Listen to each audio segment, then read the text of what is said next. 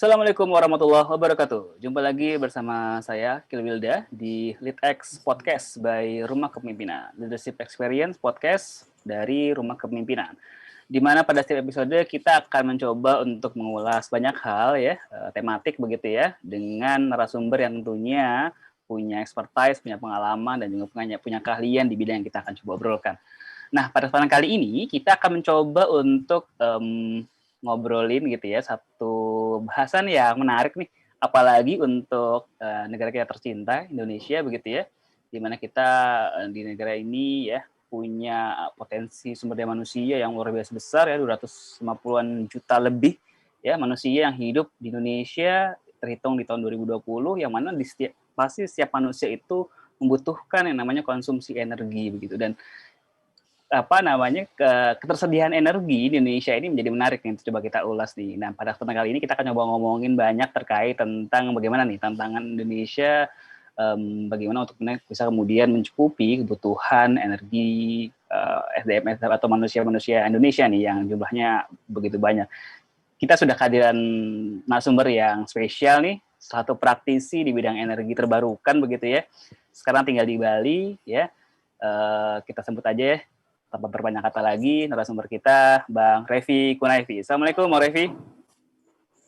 Waalaikumsalam, Bang Akil. Apa kabar? Alhamdulillah baik. Bang Revi lagi di Bali ya, Bang? Posisi? Iya nih, lagi di Bali. Oke, lagi di rumah aja kan katanya. Di rumah aja. Di rumah aja. Di rumahnya di Bali ceritanya nih, Sobat RK semua. Nah, Sobat RK semuanya, ya, Bang Revi ini adalah ya dipercaya sebagai Managing Director PT Aquo Energi Indonesia. Nanti kita akan coba tanyakan lebih lanjut ya, PT Aquo ini apa sih gitu ya, bergerak bidang apa dan seterusnya gitu. Nanti mungkin kita akan coba ngobrol. Nah, Bang Revi ini tinggal di Bali dan memang punya concern ketertarikan dalam isu energi baru terbarukan ya, yang mana di Aquo sendiri sebenarnya itu concernnya lebih ke arah situ. Nah, mungkin tanya dulu nih, Bang Revi, kita coba kenal dulu nih kepada Bang Revi nih. Sobat semua, ini Bang Revi ya. Bang Revi, kenalin sedikit dong, Bang Revi, aktivitasnya, kemudian PT Aquo itu apa dan segala macam pada teman-teman. Oke, ya, thank you Bang Akil. Jadi Aquo ini kami kalau di bisnis disebutnya sebagai Independent Power Producer gitu kan, atau disingkat IPP gitu kan. Intinya IPP ini adalah penyedia listrik swasta, Bang Akil. Jadi mungkin ya Bang Akil sekarang kan kita bikin sesi ini butuh listrik nih ya, buat laptopnya gitu. Yang kita tahu di Indonesia ini kan kita listrik taunya dari PLN kayak gitu. Nah, yang mungkin yang nggak banyak orang tahu bahwa listriknya PLN itu nggak semuanya PLN bangun sendiri atau milikin sendiri gitu. Jadi dari let's say semua pembangkit listrik atau listrik yang dikonsumsi masyarakat di Indonesia itu hampir sepertiganya itu kira-kira sepertiga dari listrik itu tuh dihasilkan dari perusahaan swasta gitu. Jadi perusahaan swasta ini yang disebut IPP tadi. Jadi IPP tadi menjual listrik ke PLN, kemudian PLN yang mendistribusikan ke kita semua. Gitu. Nah, 2/3 sisanya itu baru yang PLN generate sendiri lah dengan pembangkit milik PLN atau pembangkit sewa seperti itu. Oke, nah berarti Aquo ini sendiri ya kemudian memproduce atau sebagai power plant energi yang kemudian nantinya akan disalurkan ke PLN begitu kan ya, untuk didistribusikan ke seluruh rakyat Indonesia yang jumlahnya 250 juta itu lebih gitu ya. Oke, tadi bilangnya berarti sepertiga ya Bang ya berarti ya, sepertiga itu dari swasta begitu, swasta begitu ya. Nah itu terbagi ya Bang ya, tidak hanya dari satu jenis energi aja ya, tapi terbagi merata. Dari berapa jenis tuh Bang, kalau boleh diceritakan? Ya, jadi kalau di Indonesia ini memang mostly gitu kan pembangkit listrik kita itu masih rely banyak ke yang basisnya fossil fuel gitu. Jadi ada PLTU gitu kan, pembangkit tenaga uap basisnya batu bara gitu kan, atau ada yang namanya PLTG atau PLTGU, pembangkit listrik tenaga gas atau gas uap gitu kan. Intinya pakai gas gitu kan. Terus masih banyak juga kalau di daerah-daerah PLTD ya Bang Akil ya. Jadi basisnya masih pakai diesel. Nah, ini yang diesel ini yang kemudian sebenarnya mahal sekali gitu loh dari sisi cost, karena harga minyak ya, harga BBM itu sangat mahal, sementara PLN sendiri kan menjual listrik ke masyarakat itu kan tarifnya yang menentukan pemerintah ya. PLN kan nggak bisa semau-mau menentukan tarif listrik itu harganya berapa rupiah per kilowatt hour gitu loh. Nah itu pada akhirnya makin banyak PLTD gitu kan, pembangkit listrik yang basisnya mesin minyak ini, itu yang bikin kemudian kebutuhan subsidi dari negara ke PLN itu kan, subsidi listrik itu makin besar seperti itu.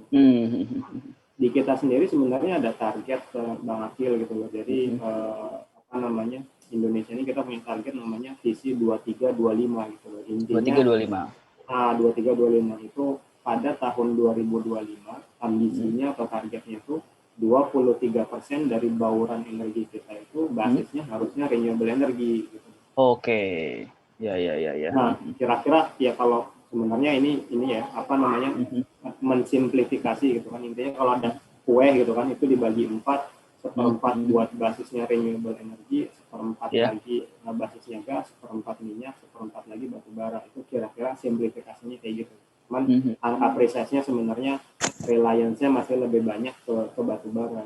Sebenarnya ya bisa dibilang ya gimana ya, artinya kita punya resource banyak gitu kan, batu bara gitu kan, cadangannya masih ada buat 80-90 tahun lagi. Sementara di dunia kita kan trennya udah beda ya, orang itu udah shifting, ngomongin sustainability, ngomongin climate change gitu kan, ngomongin electric vehicle, energy storage, battery gitu loh. Jadi sudah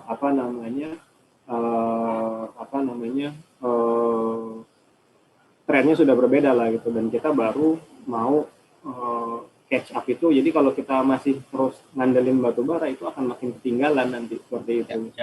Ya. Oke. Nah, ini kan berarti kalau saya dapati juga sebenarnya ini pemerintah punya target yang namanya ini ya, proyek 35.000 megawatt ya, yang kemudian itu dipikul sama PLN sebagai penanggung jawab utamanya gitu. Nah, itu berarti sepertiga itu tadi yang tadi sempat disebutkan di awal itu masuk ke 35.000 itu ya, dari 35.000 itu ya? Hitungannya seperti itu atau bukan?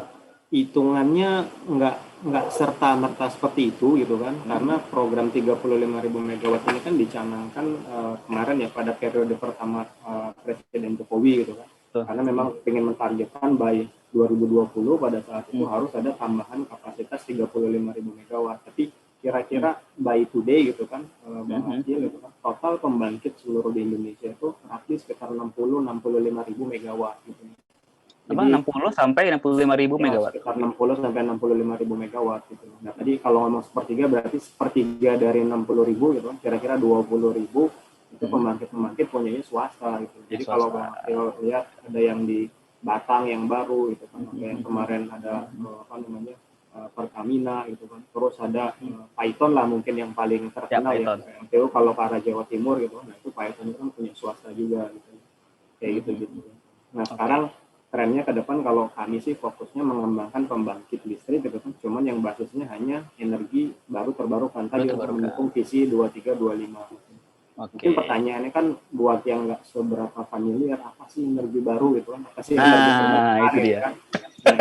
Nah, kira-kira gini sih Bang. Jadi kalau tadi yang basisnya fossil fuel tadi gitu kan, bahan bakar fosil tadi ada batu bara, minyak, gas gitu, artinya basisnya dari alam ya, begitu dipakai, dibakar, habis gitu loh, nggak akan bisa mereplace dirinya sendiri kan, kecuali nunggu nanti jutaan tahun lagi kan, karena proses pembentukan bahan bakar fosil tadi butuh proses jutaan tahun gitu. Nah, sementara energi terbarukan ini yang basisnya ya yang dari alam, yang sifatnya nggak ekstraktif sebenarnya gitu. Jadi dia bisa memperbarui dirinya sendiri, ya bukan memperbarui, ada terus-terusan lah gitu selama alam ini ada gitu.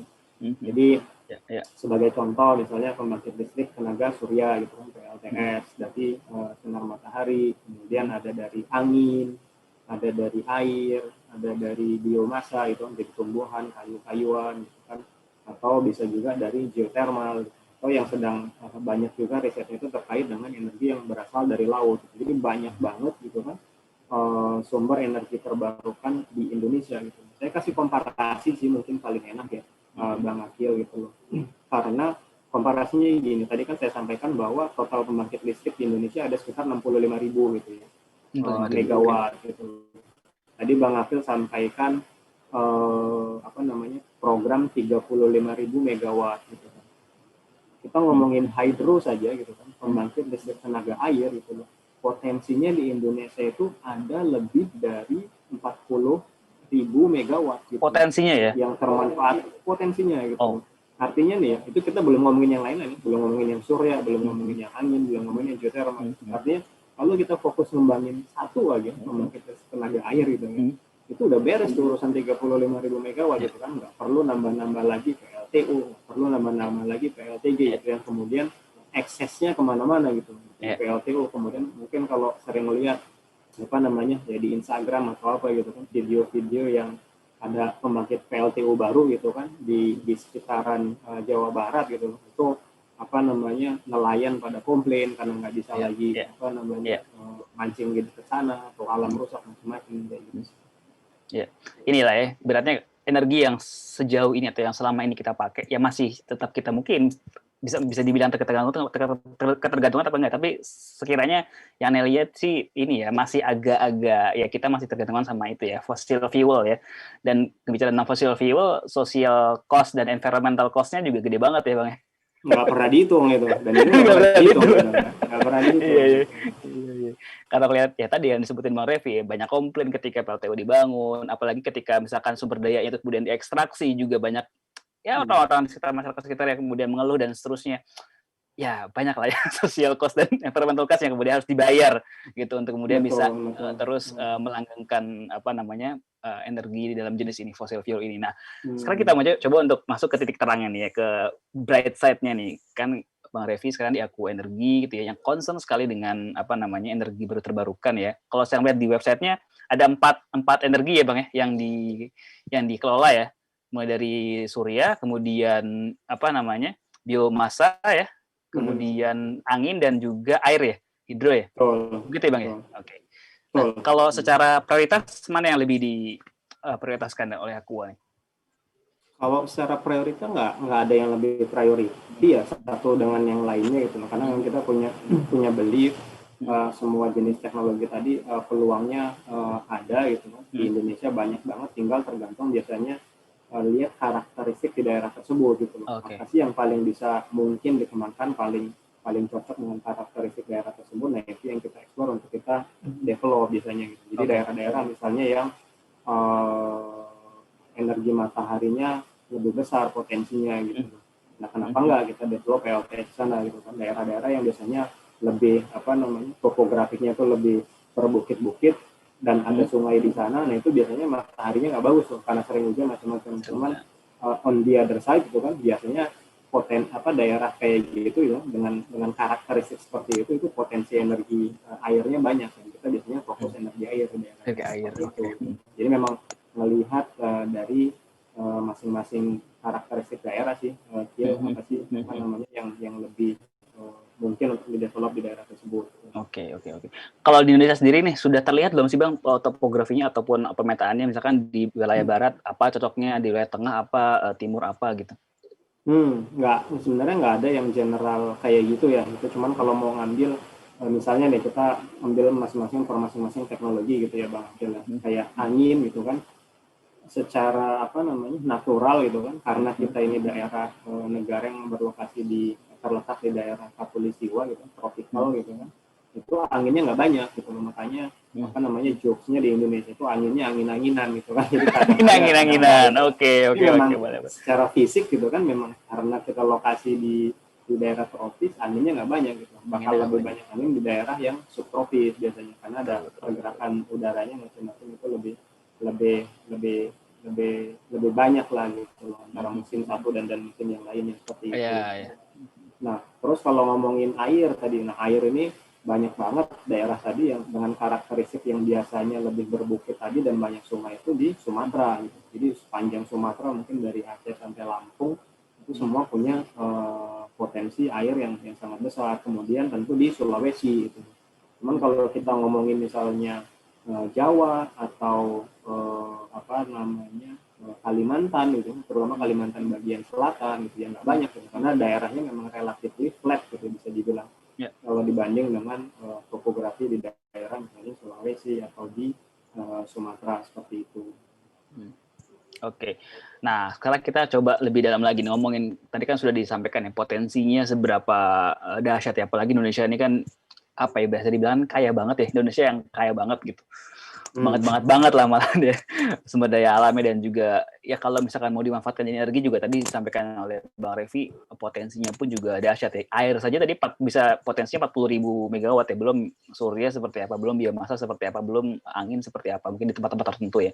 Nah, kalau bicara tentang tantangan nih gitu ya, tantangan pengembangan energi baru terbarukan di Indonesia tuh sebenarnya lebih kemana sih Bang? Kok kayaknya masih melihatnya masih jalan di tempat aja begitu.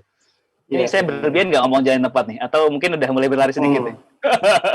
Nggak berlebihan sama sekali. Gitu. Karena kan memang nggak berlebihan sama sekali. Karena memang faktanya seperti itu gitu.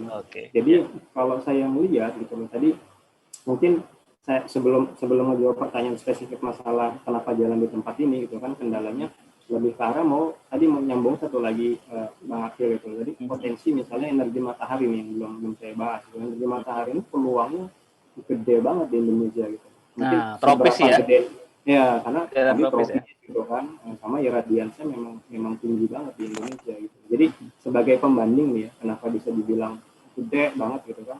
Konsumsi ini angkanya.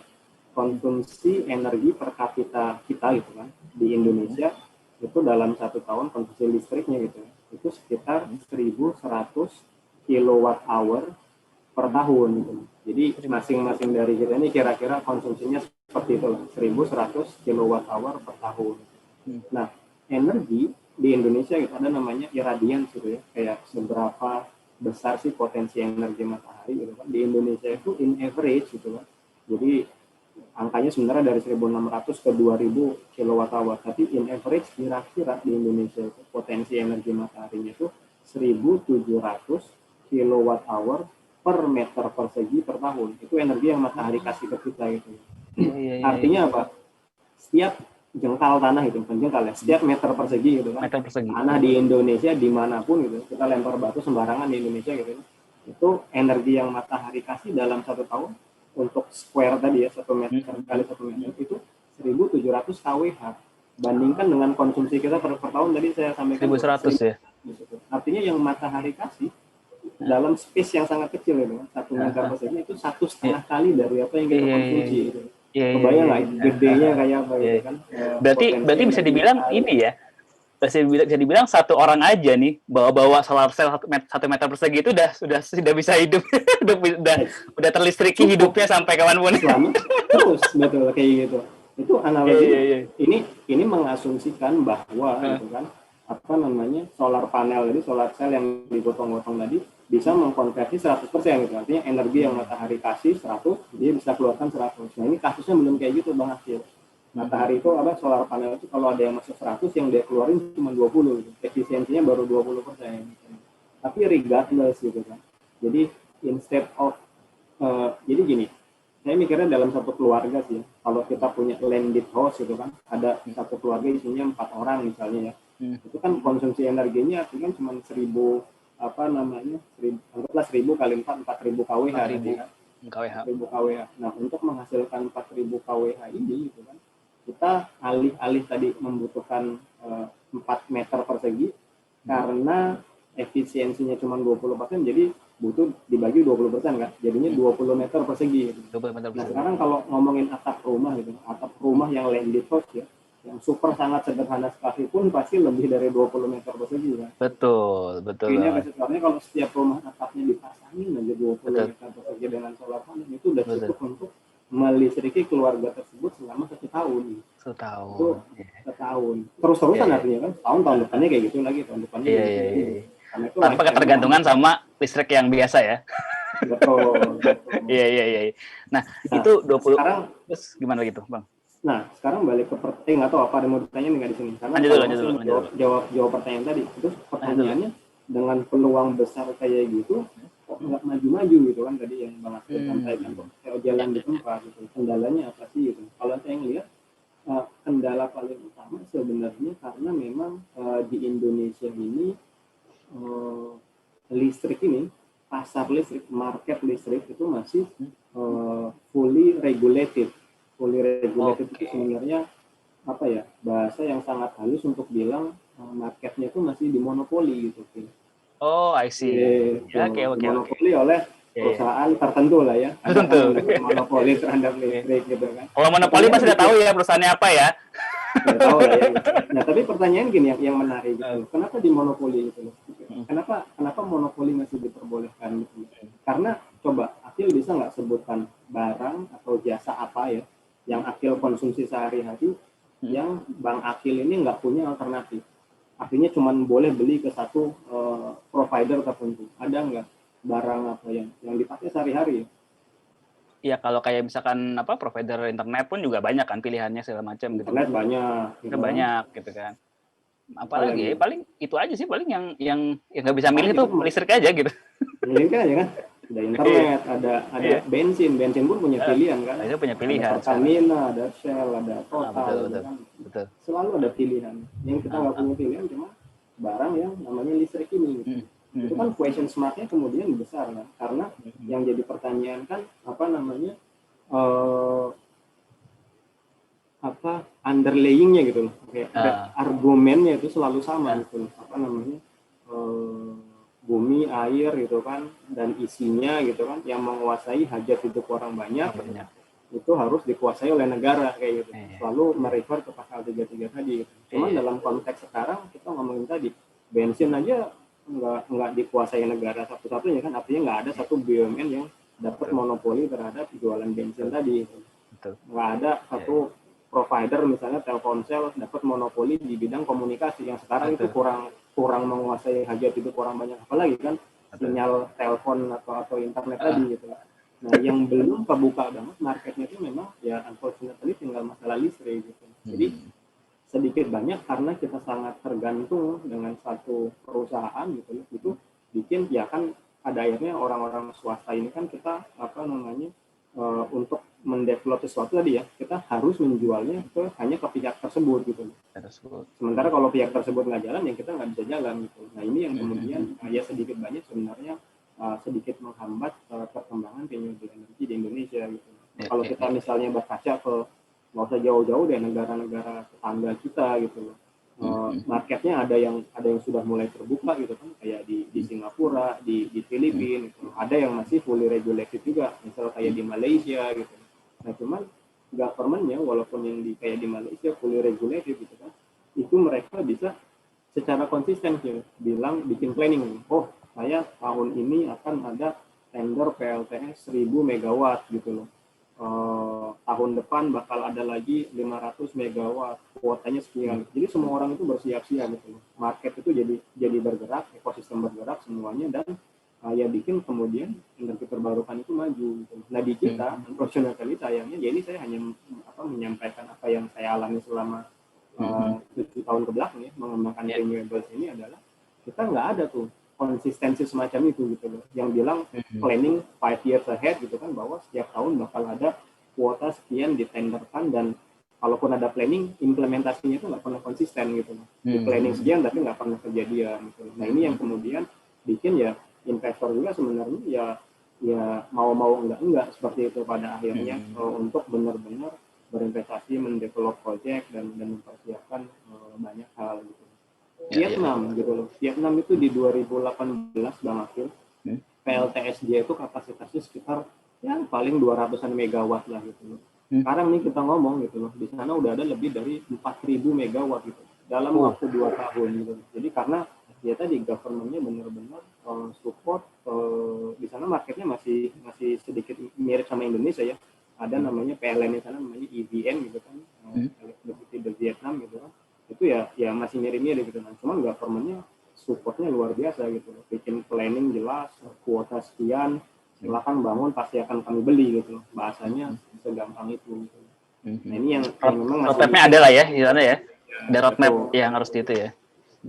Roadmap ada, dan yang paling penting sebenarnya eksekusi gitu. Eksekusi. Ini kadang planningnya banyak tapi eksekusinya yang kemudian dia betul banget. Betul banget.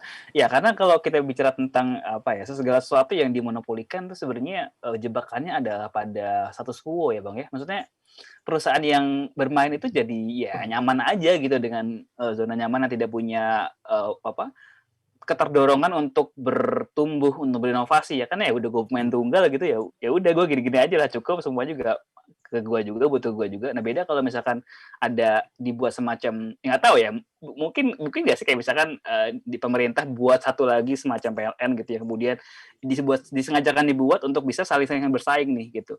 Ya kayak ibaratnya kontraktor aja kan banyak tuh ininya, BUMN ya kan gitu kan. Nah, kayak gitu-gitu tuh modelnya tuh.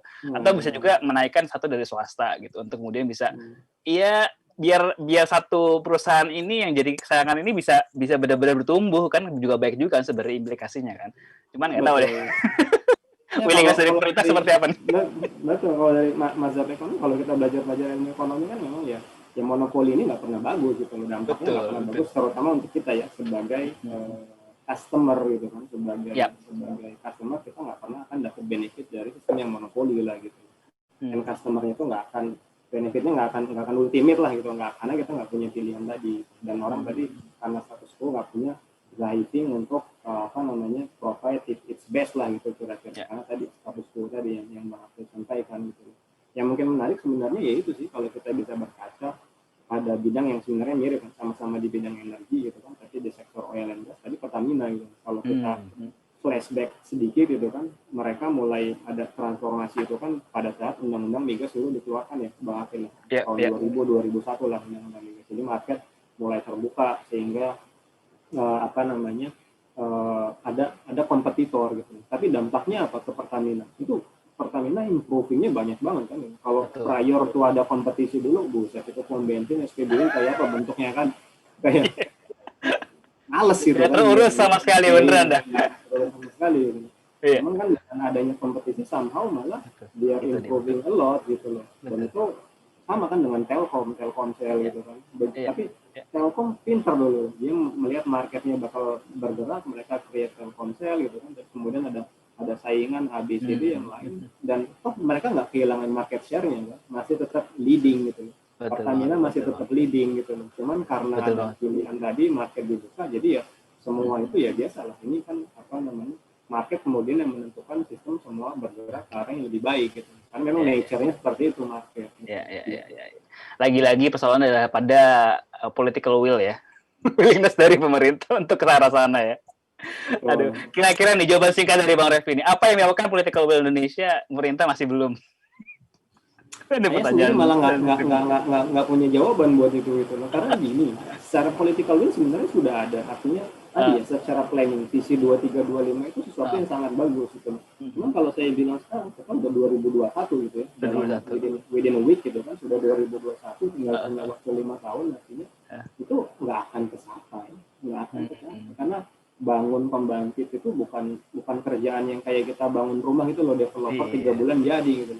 Bikin studi apa macam-macam, proses bangunannya bisa 2 tahun 3 tahun gitu. Jadi by 2025 bisa dipastikan gitu. Saya sedikit skeptikal itu nggak akan kejadian, kecuali ada breakthrough yang luar biasa banget gitu kan, yang bisa dilakukan government dalam waktu 5 tahun ini gitu. Jadi ya secara visi planning sebenarnya sudah ada, cuman kemudian yang lemah adalah tadi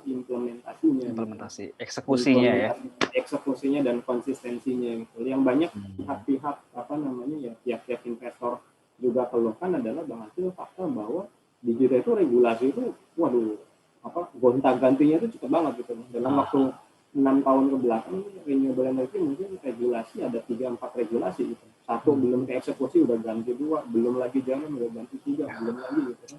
Jadi lebih banyak regulasinya ketimbang proyeknya gitu. Nah, cuman ini ya kita nggak ada ini juga lah, artinya ini bagian dari dinamika market gitu kan. Mudah-mudahan dengan adanya tren yang sekarang nih, saya lihat government juga mulai makin serius gitu kan, menggarap yang namanya battery gitu kan. Kalau dengar-dengar berhasil baca-baca berita gitu kan, banyak smelter tentang lithium gitu kan, nikel macam-macam ya, jadi bahan untuk lithium ion battery itu mulai makin banyak didorong gitu kan, terus-terusan. Ini nanti mudah-mudahan bisa jadi semacam breakthrough juga gitu. Kalau ini jadi bridging bahwa ke depannya ya tadi ekosistem electric vehicle atau mobil listrik gitu kan, renewable energy makin jalannya bisa makin cepat. Mudah-mudahan sih kalau saya berharapnya seperti itu gitu. Ya. Nah, ini sekarang kita balik ke hal yang mungkin kita sebagai masyarakat atau sebagai civil society bisa lakukan nih. Untuk ya sedikit mungkin lebih concern terhadap isu ini ya. Sebenarnya apa nih hal termudah atau hal yang paling simpel yang bisa kita lakukan nih sebagai civil society nih, Bang Revi nih? untuk ya paling tidak ya membantu pemerintah lah ya untuk bisa ya sedikit inilah peduli lah dengan isu ini. Gimana Bang Riki? Tuh sebenarnya kalau untuk ini kita yang paling mesti banget dilakukan yang pertama pasti adalah kita harus aware dulu dengan isunya gitu. Isu masalah perubahan iklim gitu kan, key driversnya kita harus fully aware gitu bahwa ya kita ini living in the same world gitu loh. Seberapa kaya pun kita gitu kan, seberapa tajir pun kita gitu kan, we are breathing the same air kan gitu kan. Itu dia. Tinggal di Menteng sama tinggal di Depok kan udaranya sama sebenarnya kan Bang Akil, sama-sama di kawasan itu. Jadi artinya udara yang kita hirup itu kotor ya semua orang sebenarnya menghirup udara yang kotor itu, regardless status sosialnya kayak apa, kayaannya kayak apa, jabatannya kayak apa gitu. Dan itu yang harus kita benar-benar aware gitu loh. Kemudian dampaknya ekses dari semua tambang, mining tadi ongkos sosial, ongkos lingkungannya yang nggak pernah kita pertimbangkan gitu loh. Terus melihat juga market itu sebenarnya kayak apa sih gitu loh. Artinya dunia itu bergerak ke arah mana sih? Kenapa kita nggak ikutan bergerak ke arah situ gitu? Karena kalau kita terus-terusan kayak coba bergerak atau memilih tindakan yang berbeda dari gerakan semua orang-orang negara-negara lain itu bergerak ke arah sana, kita bergeraknya masih mencong ke arah kiri gitu kan. Iya. Nggak totally nggak align ya. Yang kemudian ya saya rasa kita semua harus fully aware dulu tentang masalah-masalah ini gitu kan. Seberapa negatif dampak dari misalnya PLTU gitu kan. Seberapa besar dampak negatif dari PLTD. Nggak masalah lingkungan doang, masalah sosial, masalah ekonomi gitu. Kenapa sih yang jadi pertanyaan kan kenapa kok nggak gerak-gerak gitu. Padahal mungkin persepsi orang renewable energy itu masih mahal gitu Bang Akil. Itu yang kemudian nggak banyak orang tahu. Misalnya nih ya Bang Akil, sekarang PLTU nih ya yang kapasitasnya ribuan megawatt gitu kan, 1000 mega atau 2000 mega, itu harga jualnya gitu kan, harga jual dari PLTU yang swasta tadi ke PLN itu roughly sekitar 4 sampai 6 sen US dollar per kWh gitu. Jadi kira-kira sekitar 700 sampai 800 rupiah per kilowatt hour gitu. Kemudian PLN jual ke kita 1.400 kan, yang tarif yang jadi PLN dapat margin. Tapi renewable energy PLTS skala yang baru sekitaran 50-100 megawatt itu sudah bisa dengan harga ngejual ke PLN dengan harga yang sama gitu loh, 5 sen 6 sen per kWh.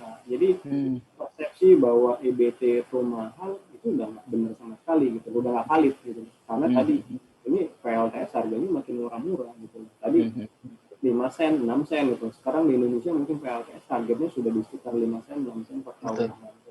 Kami ada proyek di Portugal, harga jualnya gitu loh. Kita ngebidding di sana itu kapasitas hampir 400 megawatt lah, jadi lumayan besar gitu.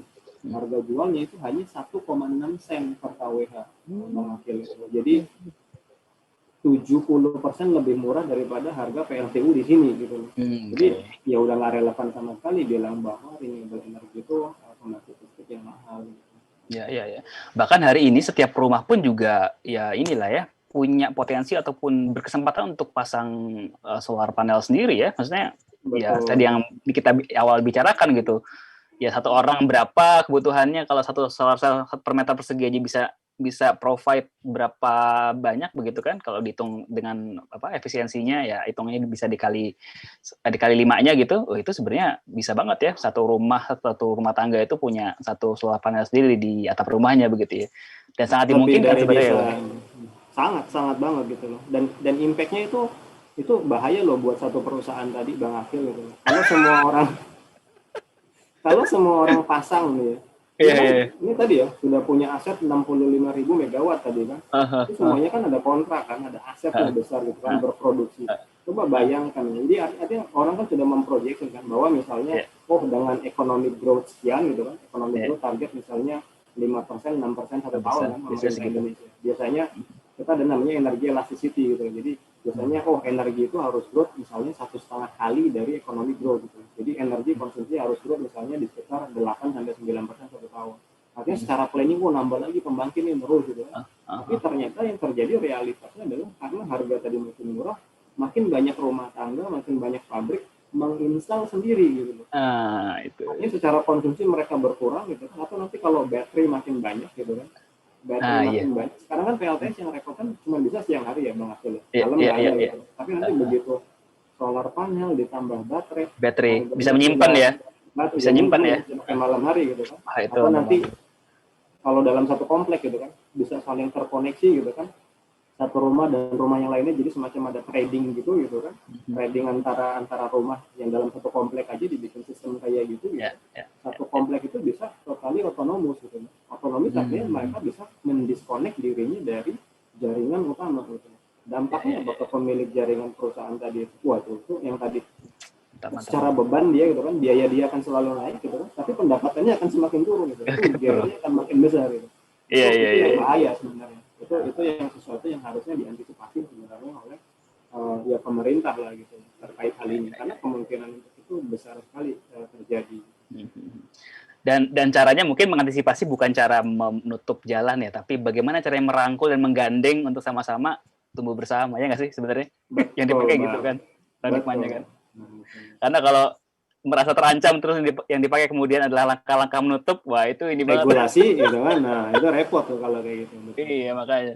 Ya. Karena juga kayak gini-gini sebenarnya pertumbuhan EBT segala macam satu hal yang inevitable ya, tidak bisa terbendung ya, karena memang semua global tuh wacananya atau narasinya ke sana semua, ya nggak sih? Ya, semuanya ke sana gitu. Kalau ngelihat ke projections-nya International Energy Agency, Bang Akil gitu kan, by 2050 hampir 50% dari kebutuhan energi kita itu datangnya dari matahari. Gitu. Betul. 2050 itu kan cuma 30 tahun dari sekarang gitu. Artinya ya kalau kita nggak ngelihat tren itu gitu, menurut saya kita pura-pura nggak ngelihat aja gitu kan. Karena itu cuma kayak pura-pura nggak mau lihat, ada fakta prediksi yang kayak tadi gitu. Karena tadi secara ekonominya udah nggak bisa dibendung. PLTU harganya akan makin mahal gitu, dan itu harganya volatile kan, tergantung harga batu bara berapa dolar per ton gitu. Kemarin waktu harga batu bara dolar per ton yang murah seneng kan, karena merasa generation cost saya murah gitu. Tapi begitu harga batu bara naik, mintalah ke pemerintah untuk itu harga batu bara dari produsen jualnya jangan mahal-mahal dong ke kita gitu, maksimal berapa gitu. Jadi artinya selalu akan tergantung sama isu-isu volatility lagi gitu, fuel price volatility gitu. Ya ini kalau matahari, angin, air ya itu lewat terus kan. Orang nggak ada yang pajak, nggak ada kan pajak. Pajak iya. Untuk hajat itu orang banyak tuh udah dikasih sama Yang Maha Kuasa sebegitu murah hatinya ya. Wah, itu udah inilah ya begitulah ya. Alam kemudian menyediakan dirinya untuk kemudian kita manfaatkan ya untuk kemaslahatan kita bersama kan gitu ya. Kenapa nggak dipakai gitu? Kenapa nggak dioptimalkan?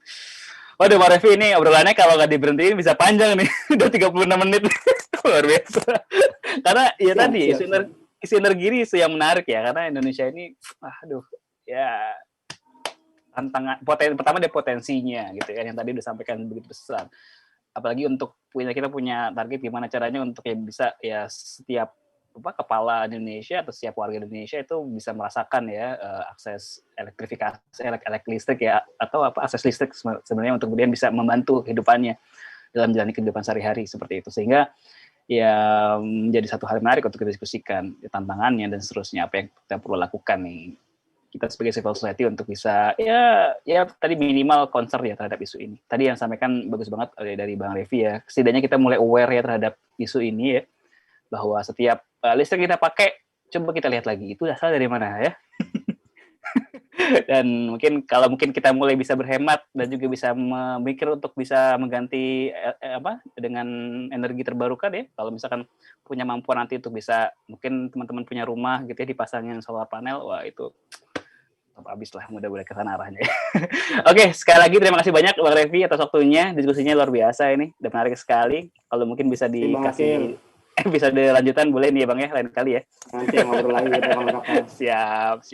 Terima kasih juga buat sobat RK dimanapun berada yang sudah mendengarkan. Wah, ini diskusinya kayaknya terpanjang nih sepanjang podcast kita. 38 menit lewat ya. Tapi dari diskusi kita ini bermanfaat banget untuk pengetahuan kita terkait tentang isu energi baru terbarukan ini. Sekian dari kami ya, kurang lebih mohon maaf. Mungkin kalau misalkan mau ngikutin Bang Revi bisa kemana Instagramnya Bang? Revi Kunaifi gitu ya. Silakan bisa terkoneksi dengan Bang Revi.